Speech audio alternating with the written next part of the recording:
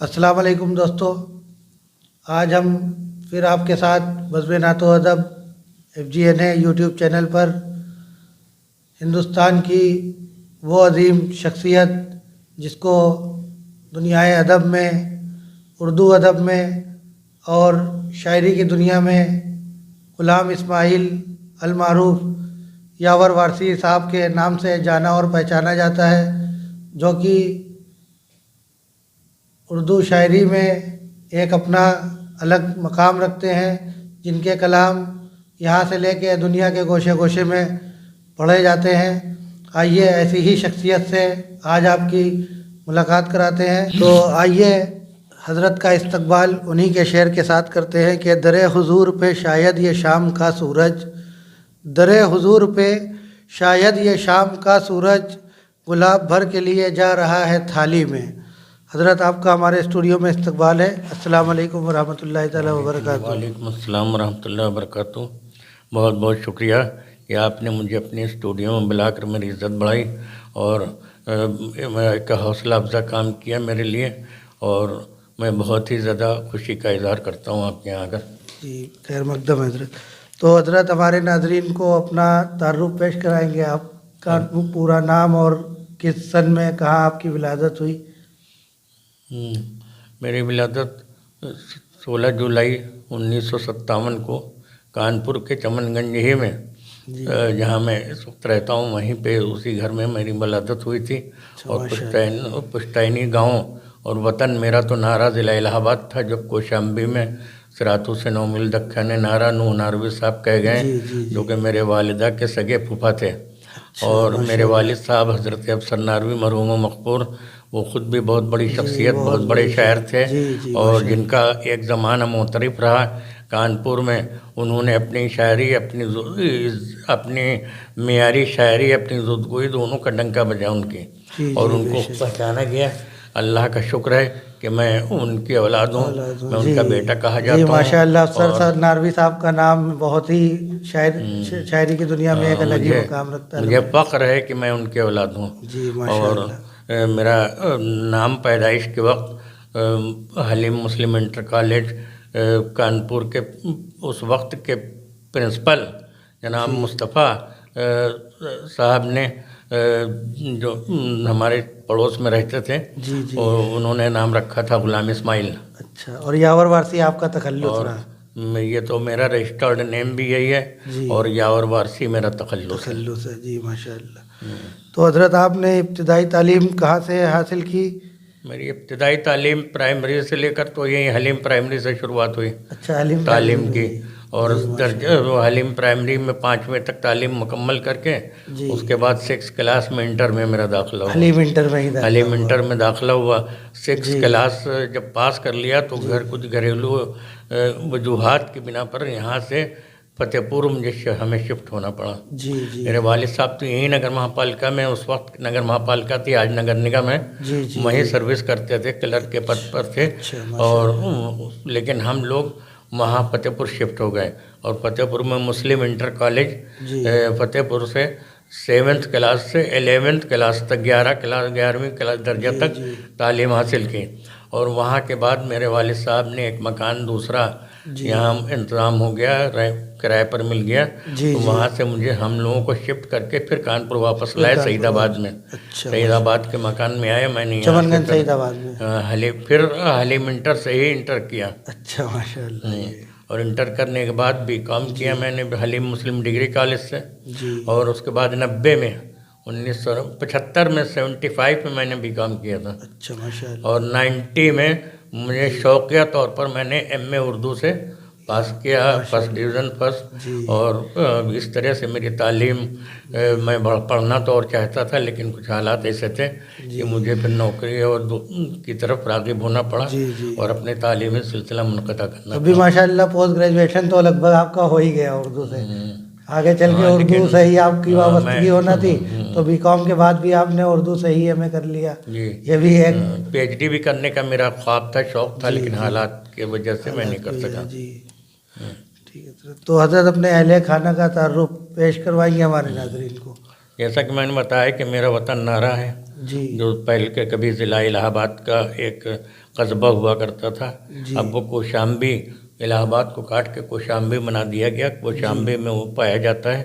جی اور میرے والد میرے 2 بیٹے ہیں، جی 3 بیٹیاں ہیں، ماشاءاللہ 2 بیٹوں کی 2 بیٹیوں کی شادیاں ہو چکی، جی ماشاء تیسری اللہ بیٹی کی ابھی حال میں منگنی ہو گئی ہے۔ اللہ کے فضل و کرم سے امید ہے کہ جلدی اس پر سے بھی میں سبکدوش ہو جاؤں گا، جی انشاءاللہ اور ماشاءاللہ میرے پوتے ناتی سبھی لوگ ہیں جی جن ماشاء کے اللہ بیچ میری زندگی بہت خوشگوار اور بہت اچھے ماحول میں گزرتی جی ہے، ماشاء اللہ اور سب خاص بات یہ ہے کہ سب ماشاءاللہ اہل علم ہیں بہت، اور علم کی طرف راغب ہیں، خصوصی طور پر اردو زبان سے سبھی لوگ واقف ہیں سبھی لوگ ماشاءاللہ۔ ماشاء اللہ، یہ بھی بہت اچھی بات ہے حضرت۔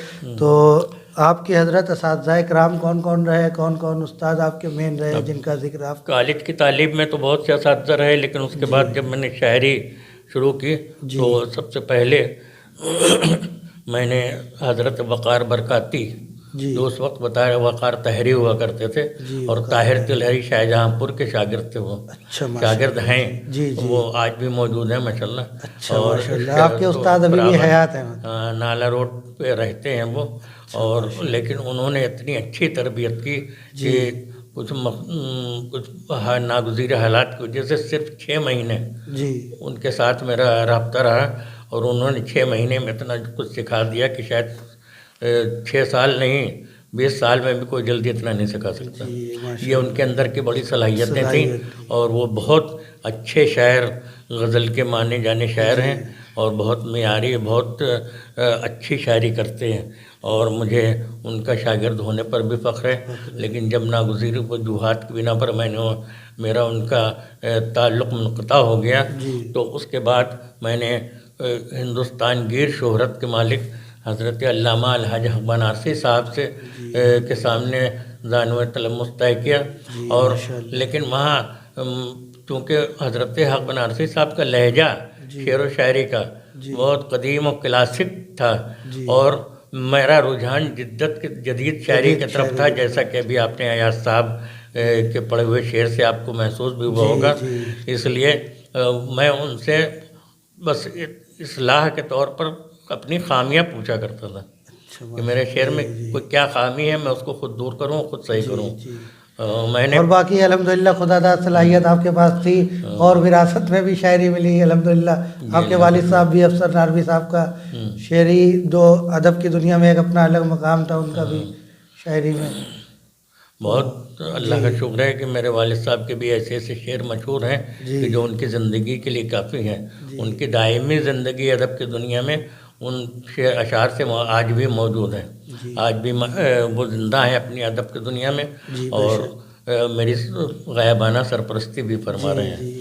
اور اس کے علاوہ حضرت وقار برکاتی کی بھی مجھے سرپرستی حاصل ہے، حضرت علامہ حق بنارسی مرحوم و مغفور کی بھی غائبانہ اور روحانی سرپرستی حاصل ہے۔ مجھے بزرگوں کی دعاؤں کا فیض بہت حاصل ہوا، ورنہ میں کیا ہوں، میری کیا حیثیت، یہ سب انہی کا کرم ہے، میرے آقا کریم صلی اللہ علیہ وسلم کا مخصوص کرم ہے کہ میں آج جو کچھ بھی ہوں اور جیسا ہوں آپ کے سامنے ہوں۔ جی ماشاء اللہ۔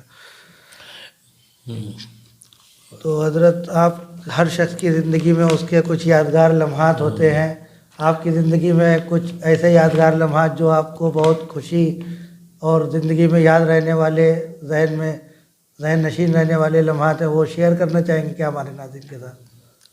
زندگی میں تو تمام واقعات ایسے آتے ہیں، جی بہرحال ہمارا ایک واقعہ میں چاہتا ہوں کہ بیان کر دوں جو میرے لیے حوصلہ افزائی کی حیثیت رکھتا تھا، جی اور جس نے مجھے میرے اندر کانفیڈنس پیدا کیا شعر و شاعری کی دنیا میں۔ میں نے شعر کہنے کے بعد میں اس کا محتاج نہ رہوں کہ مجھے استاد کو دکھائے بغیر پڑھ نہیں سکتا، استاد سے مشورہ کیے بغیر کوئی کام نہیں کر سکتا۔ اس چیز سے نکالنے کے لیے میرے استاد محترم علامہ حق بنارسی صاحب نے جو کام کیا، جو ایک موقع ایسا آیا کہ ان کے اس عمل نے میرے اندر بے حساب حوصلہ اور ہمت پیدا کر دیا۔ وہ یہ کہ کانپور میں پٹکا پور میں ڈاکٹر متین نیازی صاحب اپنی بزم چلایا کرتے تھے. وہ بہت اچھے شاعر تھے اور ماہانہ طرح نشستیں کیا کرتے تھے. تو میں بھی اکثر شرکت کرتا تھا وہاں پر. لیکن ایک بار ایسا ہوا کہ میرا وہاں جانے کا ارادہ نہیں تھا. طرح مصرع تھا اور میں نے کوئی شعر بھی نہیں کہتے وہاں جانے شرکت کرنے کے لیے. لیکن اتفاقاً ایسا ہوا کہ نشست شروع ہونے سے کچھ پہلے ہی میں علامہ حق بنارسی صاحب کی خدمت میں حاضر ہوا ملاقات کے لیے. تو انہوں نے کہا ارے آپ یہاں کیسے اس وقت, آپ کو تو نشست میں ہونا چاہیے تھا. ہم نے کہا حضور ہم نے شعر ہی نہیں کہے اور میرا جانے کا ارادہ ہی نہیں تھا, تو میں کیسے چلا جاتا جب میں نے شعر نہیں کہے. تو کہنے لگے نہیں یہ تو غلط بات ہے, آپ کو وہاں شرکت کرنی چاہیے تھی, آپ شاعر ہیں, آپ کو شعر کہنے میں کیا دقت ہے, آپ ابھی جائیے اور راستے میں شعر کہتے ہوئے جائیے گا. راستے میں شعر کہتے ہوئے جائیے گا اور جو کچھ کہہ دیجیے گا وہاں پڑھ دیجیے گا. تو سمجھ لی یہ بہت بڑی حوصلہ افزا بات تھی میرے لیے. حالانکہ میں ہمت نہیں کر پا رہا تھا, لیکن ان کے حکم عدولی کرنا بھی میرے حوصلے کے منافی تھا. اس لیے میں نے ان کے حکم کو سر آنکھوں پر رکھتے ہوئے وہاں سے بسم اللہ کر کے روانہ ہوا. اور بابو پوروا سے پٹکا پور کا جو بھی راستہ ہے میں نے جتنی دیر میں طے کیا وہ درمیان 5 یا 6 شعر میں نے کہہ لیا. 10-15 منٹ کا راستہ ہے بابو پوروا سے. اپنی چھوٹی گاڑی سے ہیرو مجسٹک سے میں چلتا تھا اس وقت. تو گاڑی چلاتے ہوئے ہی شعر اسی حالت میں, اور جہاں پہ شعر ہو جاتا تو رک کے شعر نوٹ کر لیتا تھا. بہرحال وہاں 5 یا 6 شعر ہو گئے تھے میرے, اور وہاں پہنچ گیا میں. نشست کی شروعات ہو چکی تھی. اس کے بعد جب میرا نمبر آیا مجھے بلایا گیا تو میں نے علیہ اعلان بڑے حوصلے سے یہ بات کہی کہ دیکھیے میرے استاد علامہ حق بنارسی صاحب ہیں, لیکن میں نے یہ شعر جو کہے ہیں ابھی یہ راستے میں کہے ہیں. اگر اس میں کوئی غلطی, کوئی خامی, کوئی لغزش ہو تو اس میں میرے استاد کا قطعی کوئی دخل نہیں ہوگا. یہ میں نے خود کیا ہے جو کچھ کیا ہے, اور اس کے اندر جو کچھ خامی ہے, جو کچھ کمی ہوگی وہ میری اپنی ہوگی. میرے استاد کی اس میں کوئی گائیڈنس نہیں ہے.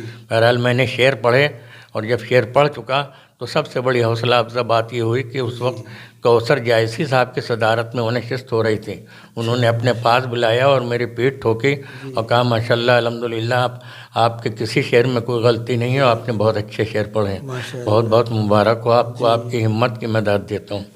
تو یہ ایک واقعہ ایسا ہوا کہ جس نے میرے اندر بے حساب کانفیڈنس پیدا کر دیا, اور پھر وہ ذہن نشین ہو گیا وہ چیز. اور یہ استاد کی سند تھی میرے لیے کہ انہوں نے مجھے کچھ اس لائق سمجھا, تبھی تو انہوں نے اتنا بڑا قدم اٹھانے کا فیصلہ کیا. نہیں آپ جائیے, جو چاہیے پڑھیے, جو کہہ سکیں پڑھ لیجیے گا. بہرحال یہ واقعہ کبھی نہیں بھول سکتا. واقعات تو بہت سے ہیں, لیکن اس وقت ایک واقعہ یاد ہے, میں نے گوشے گزار کر دیا. ٹھیک ہے حضرت. تو حضرت آپ کی جو اپنی شعری زندگی ہے اس میں آپ نے کیا کیا خدمات انجام دی, اور آپ کے کتنے جو مجموعہ کلام ہیں وہ کب کس سن میں کتنے شائع ہوئے, اس کے بارے میں ہمارے ناظرین میرے خدمات کیا ہیں؟ بس ہاں اردو ادب اور اردو شاعری اور خصوصاً نعت سے میرا ایک شغف, ایک لگاؤ جو ہے وہ مجھے اس حصار سے نکلنے نہیں دیتا. میں اس میں لگا رہتا ہوں, اور اگر مجھ سے کوئی کسی بھی قسم کی مدد طلب کرتا ہے اصلاح کے طور پر یا کسی بھی طور پر, تو میں ہمہ وقت حاضر رہتا ہوں اگر میرے صحت اور میرا وقت اجازت دیتا ہے. تو بہرحال اس درمیان الحمدللہ بہت سے لوگ الحمدللہ آپ سے فیضیاب بھی ہو رہے ہیں, بہت سے شعراء, بہت سے نعت لیکن میں آپ کے کلام بھی پڑھتے ہیں اور آپ سے اصلاح بھی کرواتے ہیں. لیکن ایک چیز کی وضاحت کر دوں کہ میں متشاعری کو فروغ نہیں دینا چاہتا, اور نہ دیتا ہوں, نہ پسند کرتا ہوں, اور ایسے لوگوں کی بالکل حوصلہ افزائی کرنا پسند نہیں کرتا. اور ہاں اگر کوئی شعر کہتا ہے, شاعری کر رہا ہے, چاہے وہ ٹوٹی پھوٹی صحیح, تو اس کی ضرور حوصلہ افزائی کرتا ہوں کہ آج نہیں تو کل صحیح ہو سکتا ہے اردو کا ایک خادم اور پیدا ہو جائے. اس لیے میں ایسے لوگوں کی تو حوصلہ افزائی کرتا ہوں, لیکن متشاعروں کی حوصلہ افزائی میرے مزاج کے خلاف ہے. بہرحال میں نے اب تک الحمدللہ تقریباً 12 کتابیں میری منظر عام پہ آئی ہیں. ماشاء اللہ 12 کتابیں. اس میں پہلا نعتیہ مجموعہ برگ ثنا ہے جو 1998 میں شائع ہوا, اور اسی کا ایک شعر ابھی آپ نے پڑھ کر سنایا کہ در حضور پہ شاید یہ شام کا سورج گلاب بھر کے لیے جا رہا ہے تھالی میں. یہ شعر الحمدللہ ثم الحمدللہ پورے وہ نعتیہ ادب کی دنیا میں مشہور ہے، اور تمام ممالک میں تمام جگہوں پر مجھے اس سے پہچانا جاتا ہے، اور میں اس کے لیے اللہ کا لاکھ لاکھ شکر ادا کرتا ہوں، اور جتنا بھی شکر ادا کروں ماشاء اللہ اس شعر کو بہت مقبولیت حاصل ہوئی، آپ کے شعر کو ماشاء اللہ بہت زیادہ مقبولیت حاصل ہوئی، اور اس کے علاوہ بھی کچھ شعر الحمدللہ بہت سے شعر پسند کیے گئے، جیسے ایک نعتیہ شعر میرا اسی مجموعے میں موجود ہے، میری پہلی نعت پاک ہے، اچھا ماشاء اللہ گوشے گوشے میں اجالے ان کے دونوں عالم حوالے ان کے، اس میں ایک شعر ہے جس میں نے احمد اللہ بقائی صاحب جو چمن گنج میں رہا کرتے تھے ان کے گھر پہ نشست تھی، اور انہیں کی اس سے پہلے میں صرف غزلیں کہا کرتا تھا، اچھا ان کے دباؤ پر کہ آپ شاعر ہیں تو آپ نعت کہیے اور میرے یہاں شرکت کیجیے، یہ 4 احمد بجے اللہ شام، بقائی صاحب کے کہنے جی 4 بجے شام کی بات ہی ہے، اچھا ماشاء اور ان کے یہاں شام کو مغرب بعد پروگرام تھا،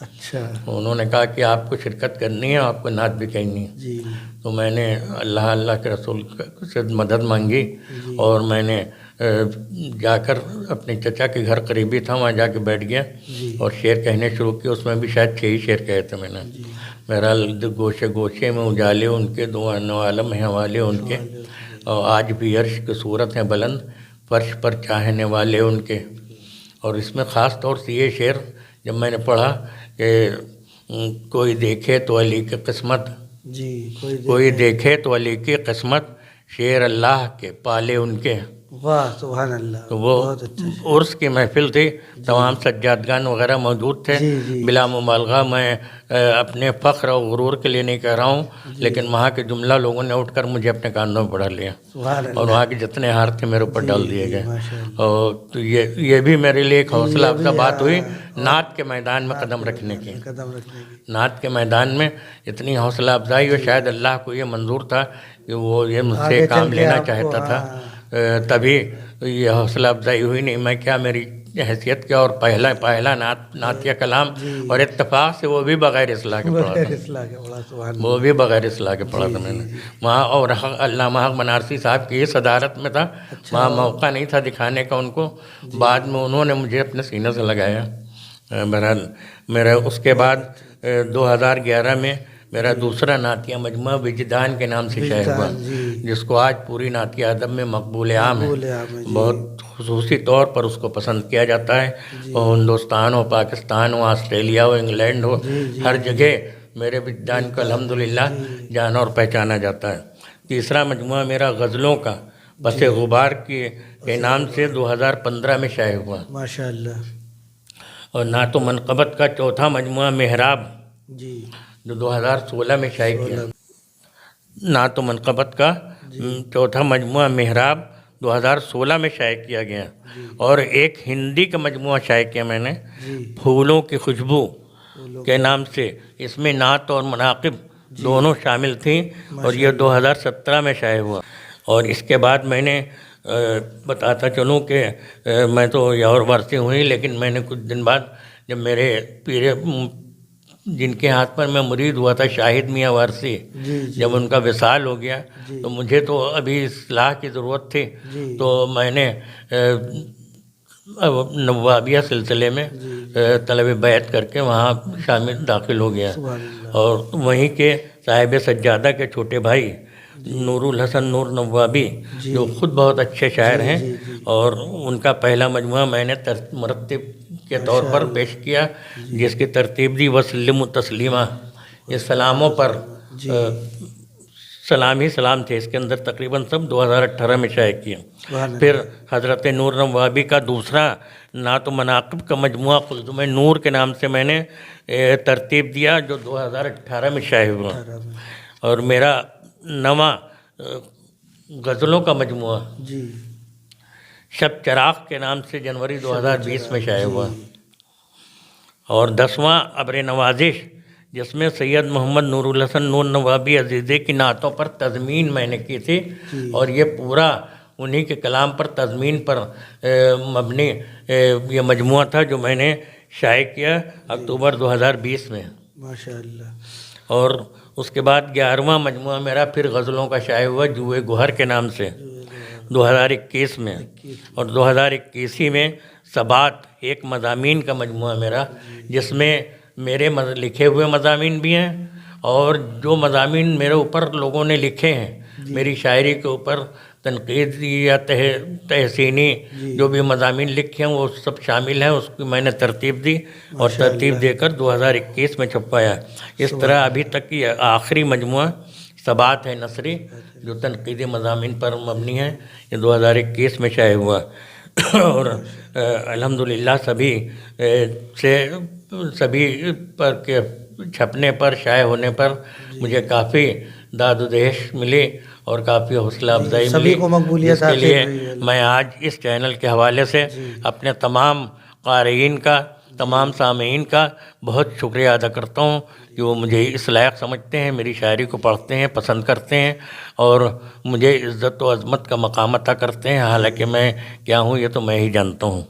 اس کے علاوہ مجھے نعت اکیڈمی جو کانپور کی ایک فعال تنظیم ہے، جس کے جنرل سیکریٹری مولانا محمد قاسم حبیبی برکاتی، جس کے صدر مولانا میکائل ضیائی صاحب ہیں، دونوں بہت اچھے شاعر ہیں اور یہ چلاتے رہتے ہیں. اسی میں مجھے نائب صدر ہونے کا فخر حاصل ہے.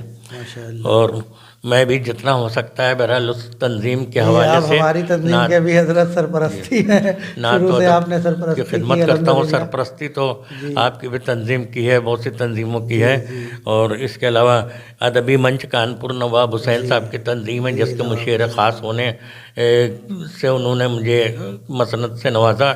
اور میرے والد صاحب کے نام سے ایک بزم قائم کی گئی، بزم افسر ناروی، جس کا بھی میں سرپرست ہوں. وہ الحمدللہ اس طریقے سے نعت و ادب اور اردو ادب، غزل، سب کی خدمت میں ہمہ وقت جتنا لگا رہتا ہوں. اور اب چاہتا ہوں یہ کہ میں اپنے منہ سے اپنی بات تو اچھی نہیں لگتی ہے، لیکن بہرحال جو کچھ اللہ نے مجھ پر کرم کیا اس کو بھی منقبت پر مارہرہ مطہرہ مارہرہ شریف سے احسن العلماء ٹرافی مجھے عطا کی گئی تھی 1999 میں. اور ادبی تنظیم ادبی منچ کی جانب سے اعزاز امروز کا ایوارڈ دیا گیا 2002 میں. سبحان اللہ. اور پھر مارہرہ شریف سے نعت پر سید العلماء ٹرافی دی گئی 2003 میں. ماشاء اللہ. اور منقبت پر پھر احسن العلماء ٹرافی دی گئی مارہرہ شریف سے. ماشاء اللہ. سبحان اللہ. یہ 2004 میں دی گئی. اور الہند ویلفیئر سوسائٹی جو آل انڈیا مشاعرے کرتی ہے برابر یہاں کانپور میں اور کافی مشہور و مقبول ہے، اس کی طرف سے مجھے نعتیہ ادب کے سلسلے میں خواجہ غریب نواز ٹرافی سے نوازا گیا. جی ماشاء اللہ. اور ایک تنظیم ہے شری مکند مراری اسمرتی ساہتیہ سمان. شری مکند مراری اسمرتی ساہتیہ سمان کی جانب سے یہ ایوارڈ مجھے دیا گیا ماشاء اللہ میری غزلوں پر 2013 میں. 2013 میں. اور نعتیہ ادب کی خدمات کے اطراف میں واٹس ایپ گروپ بزم ہستان کی جانب سے کلکتہ بلا کر مجھے اور وہاں کے اعلیٰ حضرت ایوارڈ سے نوازا گیا. ماشاء اللہ. سبحان اللہ. اکتوبر 2017 میں یہ ہوا. اور اس کے علاوہ قادری ایسوسی ایشن کانپور، جسے شہنواز قادری صاحب چلاتے ہیں، اس کی طرف سے بھی مجھے سپاس نامہ محبت اور ایوارڈ سے نوازا گیا. میں ان تمام تنظیموں کا اور تمام خانقاہوں کا، تمام لوگوں کا بھی شکر گزار ہوں آج اس چینل کے حوالے سے، جنہوں نے مجھے میری حوصلہ افزائی کے لیے ان ایوارڈ سے، ان اعزازات سے نوازا. اور میری شاعری جیسا کہ معلوم ہے مضمون نگاری اہمیت ہے حضرت، اور آپ کا الحمدللہ بزرگوں کا بہت کرم آپ کے اوپر، اور آپ کی شاعری تو الحمدللہ ہے ہی ہے. سرکار کی بارگاہ میں مقبولیت کا یہ ایک سمجھ لیجیے آپ کا وہ ہے کہ کرم ہے اور کچھ نہیں. میں ناچیز، میری حیثیت نہیں کچھ، میرا جیسے بے علم کوئی دوسرا نہ ہو شاید، لیکن یہ اللہ جسے چاہے نوازنا چاہے اور اس کو کوئی کچھ نہیں کر سکتا. اور یہ صرف اور صرف میرے آقا صلی اللہ علیہ وسلم کے صدقۃ فعل میں میرے رب کریم کا فضل و کرم ہے مجھ پر. جی بے شک. تو حضرت اپنی کوئی ایک نعت شریف بھی ہمارے سامعین کو سنائیے گا. جی دیکھیے، میں نعت پاک پیش کرنے سے پہلے چاہتا ہوں کہ آپ حضرت کے گوشے گزار قطع کروں جی اور امید ہے کہ آپ پسند کریں گے. سماعت فرمائیں. جی عطا ہو. جہان شمس و قمر کچھ نہیں ہے تیرے بغیر. جہان شمس و قمر کچھ نہیں. جہان شمس و قمر کچھ نہیں ہے تیرے بغیر. میرے نبی یہ نظر کچھ نہیں ہے تیرے بغیر. واہ سبحان اللہ سبحان اللہ. جہان شمس و قمر کچھ نہیں ہے تیرے بغیر. میرے نبی یہ نظر کچھ نہیں ہے تیرے بغیر. بدن میں روح نے تیرے سبب قیام کیا. بدن میں روح نے تیرے سبب قیام کیا. کھلا یہ راز بشر کچھ نہیں ہے تیرے بغیر. سبحان اللہ سبحان. کھلا یہ راز. شکریہ. بدن میں روح نے تیرے سبب قیام کیا. کھلا یہ راز بشر کچھ نہیں ہے تیرے بغیر. جہان شمس و قمر کچھ نہیں ہے تیرے بغیر. میرے نبی یہ نظر کچھ نہیں ہے تیرے بغیر. بدن میں روح نے تیرے سبب قیام کیا. کھلا یہ راز بشر کچھ نہیں ہے تیرے بغیر. اور اب اس کے بعد چاہتا ہوں کہ ایک نعت پاک کے کچھ شعر آپ کے سماعتوں کے سپرد کر دوں. جی عطا ہو. سماعت فرمائیں. دیار مطلب پیش کر رہا ہوں. دیار طیبہ میں کیا غائب و حضور میرا.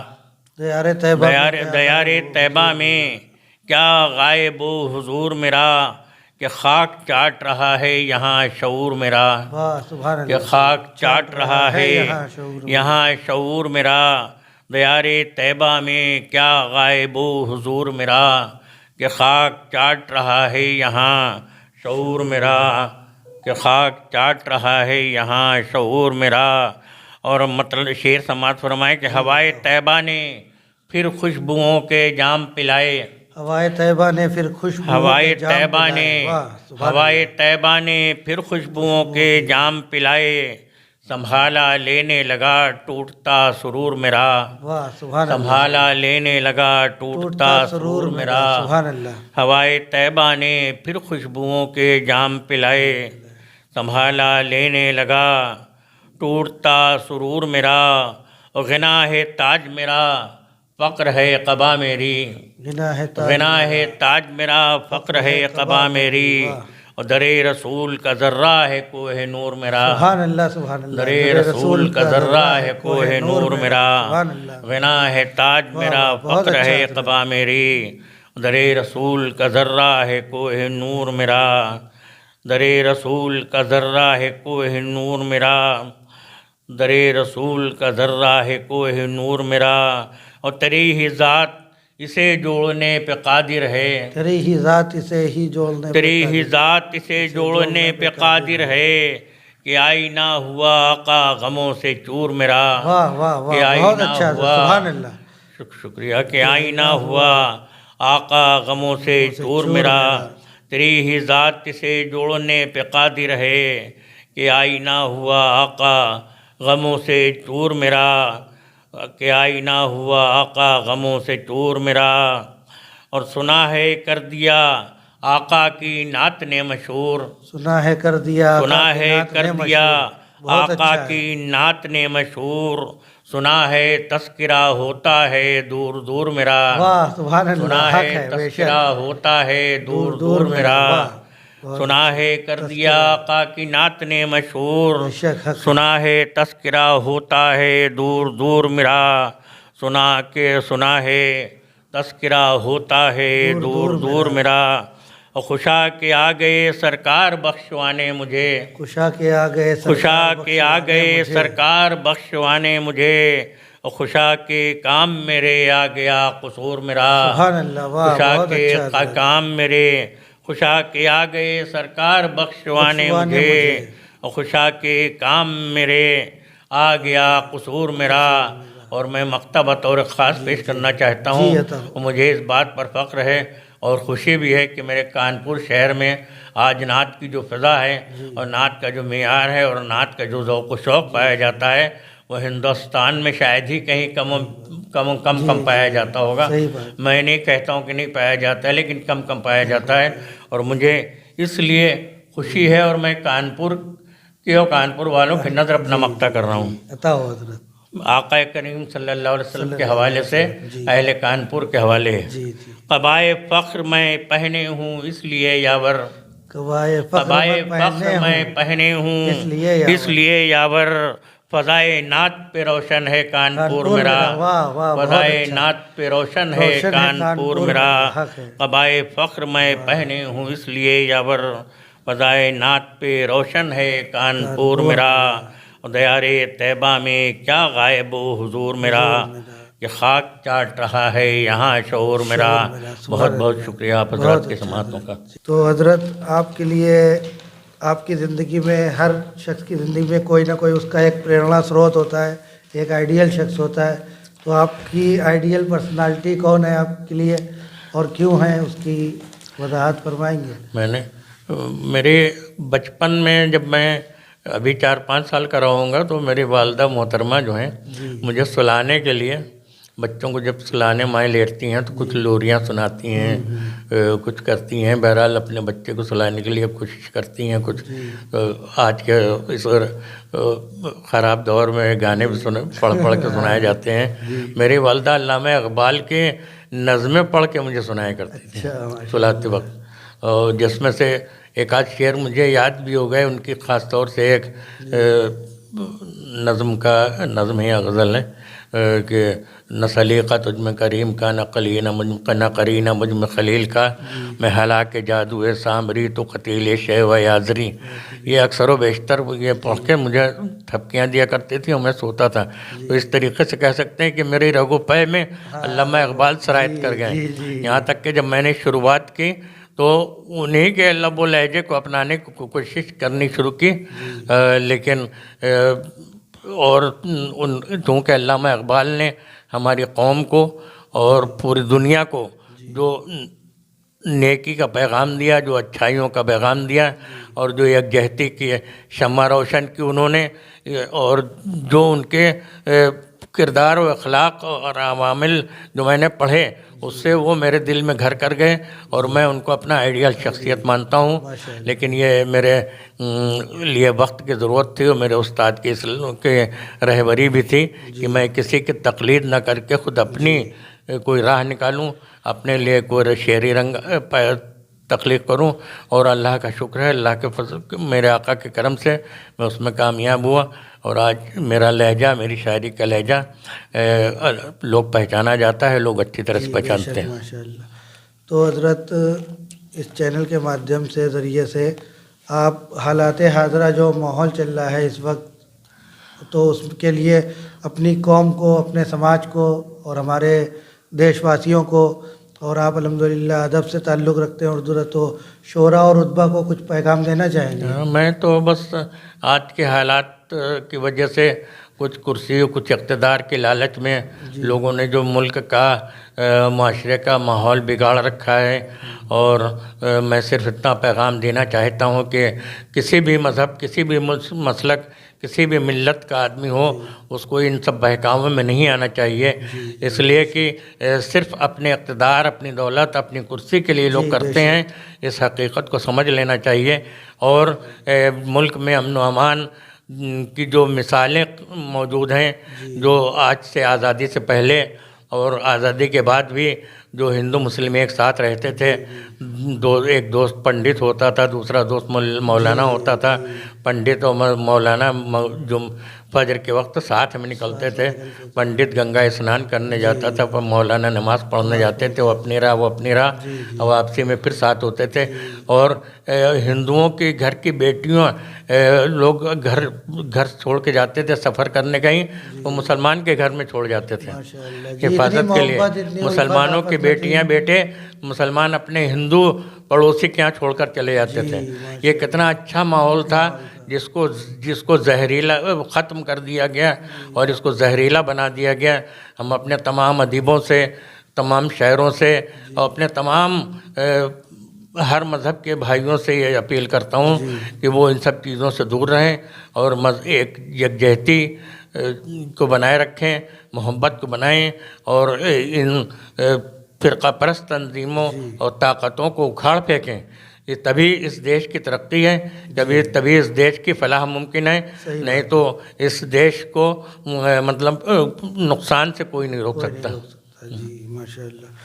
تو حضرت آپ الحمدللہ ایک بہترین شاعر کے ساتھ ساتھ اپنی زندگی میں اپنے احباب متعلقین کے لیے، اپنے شاگردوں کے لیے ایک باعث فخر ہیں، تو ان سب کا کیا سبب ہے؟ کن چیزوں نے آپ کو ان خوبیوں کا حامل بنایا؟ میں نے بتایا کہ میرے اندر کوئی خوبیاں نہیں، نہ میرے اندر کچھ ہے، بس میرے اللہ نے مجھے جیسا بنانا چاہا بنا دیا، اور میرے آقا کا عشق مجھے عطا کیا اور محبت عطا کی، اور میں اسی عشق کے سائے میں رہتا ہوں، اور اسی کی تعلیم دیتا ہوں، اسی کا سبق دیتا ہوں، اور اسی کے دائرے میں رہنا چاہتا ہوں، اور اس کے علاوہ کوئی میرا زندگی کا کوئی مقصد نہیں ہے۔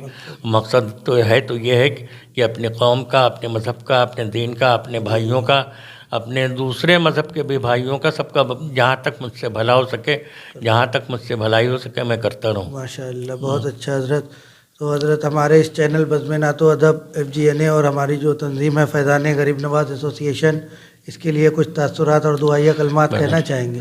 ہاں ماشاء اللہ، میں کئی سال سے دیکھ رہا ہوں کہ آپ کی تنظیم فیضان غریب نواز بہت بڑے بڑے کام کر رہی ہے، جس کے لیے ہر تنظیم تو تصور بھی نہیں کر سکتی، نہ اس کے پاس اتنے وسائل ہوتے ہیں، یا آپ لوگ پھر کسی سے چندہ بھی نہیں لیتے، کسی سے پیسے بھی نہیں مانگتے۔ یہ سب فیضان غریب نواز ہے حضرت، جس نام سے تنظیم ہے فیضان غریب نواز۔ ہاں، فیضان غریب نواز کی ہی بات کر رہا ہوں میں، فیضان غریب نواز کی ہی بات کر رہا ہوں بھی، کہ وہ کسی سے چندہ بھی نہیں لیتے، کسی سے کچھ مانگتے بھی نہیں ہیں، اور اپنی پاکٹ منی سے، اپنے ہی آمدنی کے ذرائع سے، اور جو بھی ہے آپ اتنی خدمت کرتے ہیں، اور ہر موقع پر خدمت کرتے ہیں، غریبوں کی، ضرورت مندوں کی، غیر شادی شدہ بیٹیوں کی، کہ مطلب وہ قابل تعریف ہے، اور اس کو جتنا بھی زیادہ سے زیادہ بڑھایا جا سکے، اور اس کو بڑھانا چاہیے، اور مجھ سے بھی جس قسم کی خدمت، جس قسم کی مدد لیں تو مجھے بہت خوشی ہوگی کہ میں بھی کسی آپ کے حوالے سے ہی، آپ کے ذریعے سے ہی کسی قوم کے کسی کام آ سکوں، اور دعا کرتا ہوں کہ فیضان غریب نواز خصوصی طور پر خوب ترقیاں کریں، اور بزم نعت و ادب کی بات جہاں تک ہے، وہ بھی اس کی ایک ذیلی تنظیم ہے، اور اس کے حوالے سے جو چینل قائم کیا ہے، اس کو اللہ تعالیٰ دن دونی رات چوگنی ترقی عطا فرمائے۔ بس ایک پیغام میرا ضرور ہے کہ اس کے معیار کو خراب نہ ہونے دیجیے گا، اس کے معیار کو قائم رکھیے گا، اور آپ لوگوں کے مشورے اور سرپرستی حاصل رہے گی تو انشاءاللہ معیار وقار سب قائم رہے گا۔ اگر معیار قائم رہے گا تو معیار کے قائم رہنے کے بعد تنظیم، آپ کے چینل کو ہو سکتا ہے تو بہت زیادہ ترقی پانے میں کچھ وقت لگے، لیکن وہ بہت مضبوط ہوگی انشاءاللہ۔ اور غیر معیاری چینل تو سینکڑوں بھرے پڑے ہیں یوٹیوب پر بھی، سب جگہ، جن کو شاید کوئی دیکھنا پسند کبھی نہیں کرتا جلدی، یا اسی طرح کے غیر معیاری لوگ ان سے جڑے ہوتے ہیں، وہی پسند کرتے ہیں، بس اس لیے معیار کا بہت خیال رکھیے انشاءاللہ ضرور حضرت۔ تو حضرت آپ کی جو ادبی خدمات ہے، شعری خدمات ہے، اس کے اعتراف میں ہم اپنی تنظیم فیضان غریب نواز ایسوسی ایشن اور اس کی ادبی یونٹ بزم نعت و ادب اور ہمارے چینل بزم نعت و ادب FGNA کی جانب سے ہم آپ کو سرٹیفکیٹ دے کر اعزاز دینا چاہیں گے، اس کو قبول فرمائیے۔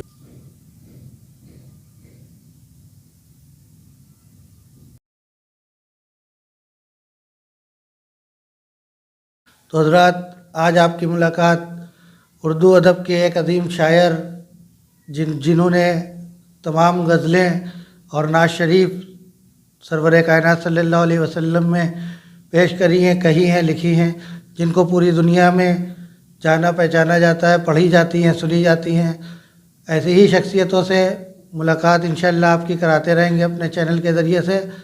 آپ نے آج محترم المقام عزت مآب عالی جناب یاور وارثی صاحب کو سنا، اور ان کی حیات و خدمات سے حضرت نے ہم لوگوں کو واقف کرایا۔ انشاءاللہ ہم پھر ملتے ہیں کیمرہ مین محمد آصف وارثی کے ساتھ ایاز احمد چشتی۔ السلام علیکم ورحمۃ اللہ تعالیٰ وبرکاتہ۔